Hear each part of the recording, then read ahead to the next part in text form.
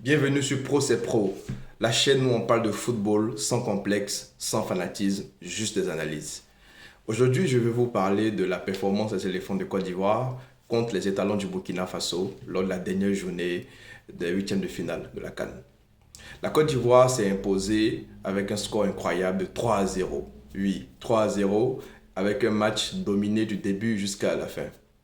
Mais avant de rentrer dans le débrief du match, je vais vous parler de la composition de Faye MS. Faye MS a proposé un 11 classique 4-3-3 avec les mêmes joueurs que depuis le début de la CAN, avec une seule différence, l'attaquant de pointe, Evan Guessant. Et pour moi, en fait, c'est un choix fort. Parce qu'en début de huitième de finale, en début de phase finale, le 11 que tu proposes, c'est le 11 en qui tu as mis toute ta confiance pour t'emmener loin. Parce qu'à ce stade de la compétition, tu gagnes ou tu rentres à la maison. Et en mettant Guessant comme attaquant, après avoir testé Zaha au premier match contre le Mozambique, après avoir testé Bayo contre le Cameroun et Crasso contre le Gabon, tu testes finalement Guessant qui était rentré en jeu contre le Gabon, qui avait marqué un but de la tête, et tu le fais rentrer et tu le fais jouer titulaire en huitième de finale. Pour moi, ça traduit une confiance et un choix définitif en l'attaquant de pointe qui t'a le plus convaincu, en la personne d'Evan Guessant. Globalement, le match de la Côte d'Ivoire était très intéressant. J'ai trouvé que le pressing était très bon du début jusqu'à la fin. Ça a asphyxié les joueurs du Burkina Faso qui finalement ne se sont pas en sortis lors de la première mi-temps, qui ont eu du mal à ressortir le ballon, qui ont eu du mal à construire, qui ont eu du mal à ne serait-ce qu'à avoir une ou deux occasions et qui finalement ont été asphyxiés. Ce qui nous a permis de mettre constamment la pression sur eux et d'avoir 2 buts dès la première mi-temps. Mais je vais m'attarder sur trois joueurs. Trois joueurs. Le premier, c'est Amad Diallo. Amad Diallo a été titulaire à 3 reprises dans cette CAN. Les 2 premiers matchs de poule. Il était rentré lors du troisième match contre le Gabon. Et titulaire contre le Burkina Faso. 3 titularisations, 3 buts, 3 fois homme du match. Pour moi, il montre son leadership. Il montre son leadership en disant « Je suis un leader du secteur offensif de la Côte d'Ivoire. Je suis un des leaders, si ce n'est le leader de l'attaque de la Côte d'Ivoire. » Ce qui me plaît avec Amad Diallo, c'est pas seulement le fait qu'il marque, c'est le fait que dès qu'il touche le ballon, il y a danger. Il y a soit une faute provoquée, il y a soit un corner, il y a soit une passe clé qui apporte du danger dans la surface, il y a soit un dédoublement avec Doué, il y a soit un but, il y a soit une passe clé. Je trouve qu'il apporte constamment du danger. Et il me rappelle en fait Didier Drogba. Pas qu'il se ressemble en termes de profil, mais dans le sens où tu as un attaquant qui apporte du feu dans la défense, qui apporte de l'incompréhension, qui apporte du trouble. Et je trouve que c'est bien d'avoir ce genre de joueur. Ce qui fait que en temps de difficulté, on sait qu'on a un joueur qui, dès qu'il touche la balle, bien sûr, il n'est pas Superman, mais dès qu'il touche la balle, on sait qu'il peut créer quelque chose. Et ça met en confiance les joueurs autour de lui. Ça met en confiance. Si vous avez remarqué, beaucoup de ballons passent par Amad Diallo. Ce n'est pas un hasard. C'est que dans l'inconscient de ses coéquipiers, on sait que quand il a la balle, il y a forcément quelque chose qui va sortir. Pas forcément un but, non. Pas forcément un but. Pas forcément une action très dangereuse, mais il y a du danger. Le défenseur n'est pas serein. Et ce qui peut l'amener à créer des fautes. Voilà. Et pour moi, ce n'est pas une surprise qu'il marque autant. Si vous suivez ses performances à Manchester United, c'est un joueur qui est très décisif. C'est un joueur qui se donne beaucoup, qui a un très haut régime de jeu, qui met constamment la pression sur le latéral, sur les défenseurs adverses. Et franchement, c'est très bien pour la Côte d'Ivoire d'avoir une âme offensive aussi impliquée, aussi responsable et qui prend ses responsabilités, qui demande le ballon, qui demande les ballons, qui cherche à tirer les coups francs. Ça montre qu'il s'est impliqué, qu'il a pris ses responsabilités et qu'on peut compter sur lui. Il dit, donnez-moi le fardeau. Je veux le fardeau. Je ne me cache pas. Donnez-moi ce fardeau. Et c'est pour ça qu'il me rappelle Didier Drogba. Parce que Didier Drogba, même quand on jouait contre le Brésil, même quand on jouait en Coupe du Monde en 2014, même quand on jouait en Coupe du Monde en 2010, on savait que Didier Drogba est là. Didier Drogba est là. On va peut-être perdre le match, hein, mais on sait qu'on peut créer quelque chose. Voilà. Pourquoi? Parce qu'on a Didier Drogba. Et je trouve que c'est bien qu'on ait un tel joueur dans notre équipe. Donc Amad Diallo, pour mon top performance, une garantie en attaque et ça nous donne en fait la sérénité pour le match à venir contre l'Égypte dont je parlais tout à l'heure. Ensuite, le deuxième élément sur qui je vais m'attarder, c'est Yann Diomandé. Pour moi, Yann Diomandé, c'était jusqu'à maintenant une frustration. Je vais vous expliquer pourquoi. Une frustration parce que il est prolifique, il est talentueux, tout le monde le sait, tout le monde l'a vu. Mais ce que je trouvais dommage avec Yann Diomandé, c'est qu'il n'était pas assez dans la productivité. À contrario à la différence de Dama Diallo, qui lui en fait pèse sur les défenses constamment, tu avais Yann Diomandé qui était dans les gestes techniques, qui était dans la différence individuelle, mais qui ne pesait pas dans le dernier geste. Pas avec des frappes dangereuses, pas avec des passes dangereuses, pas avec une présence là dans la surface qui apporte du danger. Non, je crois que c'était un peu trop timide dans le dernier geste. Je ne sais pas si vous voyez ce que je veux dire. Prolifique, talentueux, mais encore trop peu de la productivité. Trop encore improductif. Et lors de ce match contre le Burkina, je l'ai trouvé différent. Différent parce qu'il déjà il a fait plusieurs frappes, pas forcées, des frappes légitimes. Ça c'est déjà bien, se mettre en position de frappe.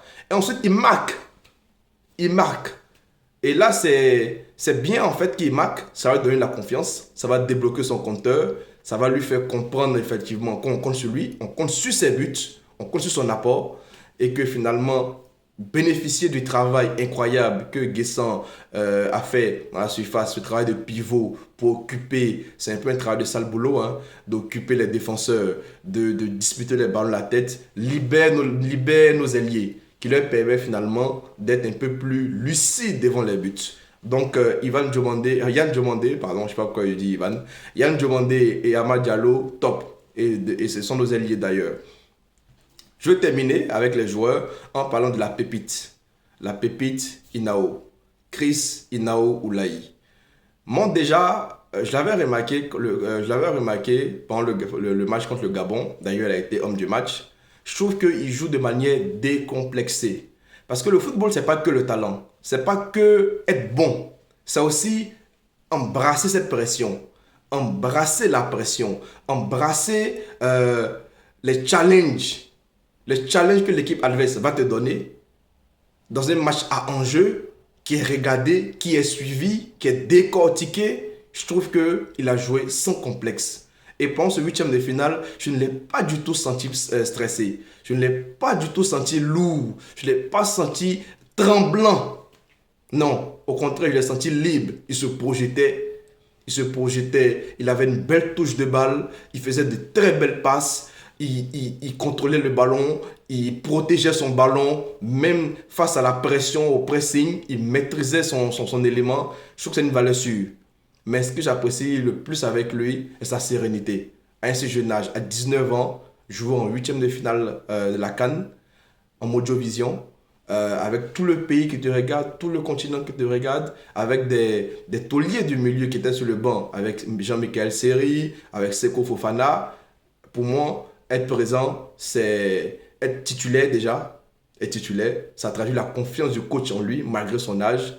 Et accepter ce challenge-là, dit merci coach, merci pour la confiance et rendre la confiance à son coach en délivrant une performance exceptionnelle dans le calme, dans la sérénité, pour moi extraordinaire. Extraordinaire.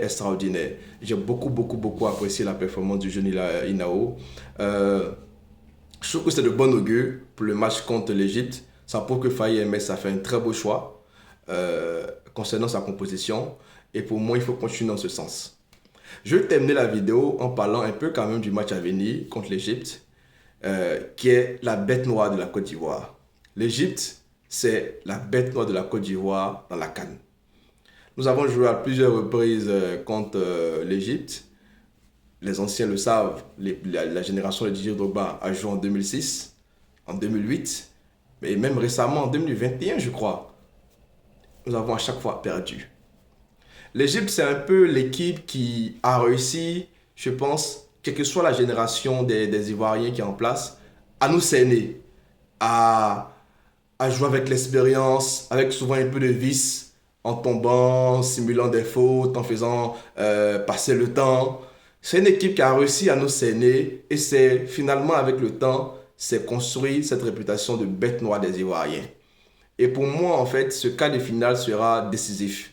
Pour moi, il sera décisif. Pour plusieurs raisons. Déjà, notre coach, Faye MS, faisait partie de la génération des joueurs qui étaient constamment battus par l'équipe d'Égypte. Et donc, l'histoire se répète, finalement, en tant que coach. Deuxièmement, tu as la Côte d'Ivoire qui, si elle passe les quarts de finale, rentre dans le dernier carré parmi les 4 meilleures équipes de la CAN. Pour moi, c'est déjà très bien en tant que champion en titre qui revient sur la table des demi-finalistes et qui dit « Je suis là et je suis prétendant ». Voyez-vous? Donc pour moi, ce match révèle une importance capitale. Qui sont les favoris? Honnêtement, je ne vais pas analyser le match sur le spectre sportif. Parce que l'Égypte a proposé jusqu'à maintenant une prestation en demi-teinte. Ils se sont été maintenus en échec par le Bénin jusqu'au dans les dernières minutes de prolongation. Et finalement, le Bénin a craqué, l'Égypte a gagné 3-1. Ils ont un grand joueur du nom de Mohamed Salah, qui est un peu en déclin en ce moment, mais qui demeure un grand joueur, toujours dangereux. Ils ont un grand attaquant également qui joue à City du nom de Marmouche. Donc, j'ai une belle équipe. Mais la Côte d'Ivoire est également une belle équipe. Sportivement, je ne pense pas que la Côte d'Ivoire a grand-chose à envier à l'Égypte. Sportivement, je ne pense pas. Pour moi, sportivement, c'est un match à 50-50.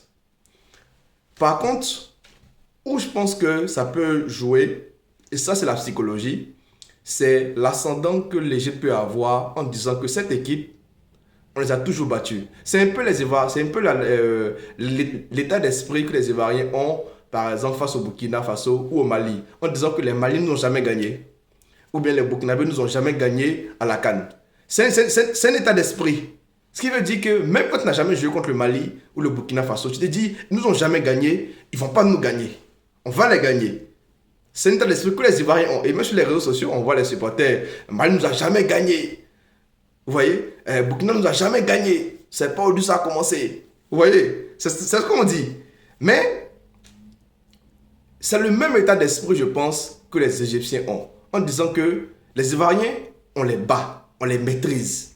Quelle que soit la génération. Même avec la génération de Didier Drogba et Yaya Touré, on les battait, on les maîtrisait. Vous rappelez les anciens avec El Hadari qui nous a fait des misères incroyables. Donc je pense qu'au niveau de l'aspect psychologique, l'Égypte a un ascendant. Parce qu'ils ont cette réputation de bête noire, ils ont cette habitude de gagner les Ivoiriens et ils nous maîtrisent. Enfin, ils nous maîtrisaient, voilà. Mais le football, c'est juste le terrain. Le football, c'est juste le terrain. Il ne se joue pas devant les caméras, il ne se joue pas dans le passé, il se joue sur le terrain et il faut prouver. Et donc, les Ivoiriens iront décomplexer face aux Égyptiens. Il a bégayé, excusez-moi. Ils iront décomplexer. Je sens dans le regard des jeunes joueurs, la nouvelle génération qui arrive, Inao, Bazoumana, c'est cette génération, ils ont envie de prouver. Donc, pour moi, ils iront décomplexer. Ils vont jouer sans complexe. Ils vont mouiller le maillot et que le meilleur gagne. Moi, je suis donné un pronostic. J'ai dit qu'on ne parle pas de fanatisme ici. On analyse juste avec les faits. Pour moi, rationnellement, si je dois donner un pronostic, c'est 2-1 pour la Côte d'Ivoire. 2-1 pour la Côte d'Ivoire au bout des prolongations.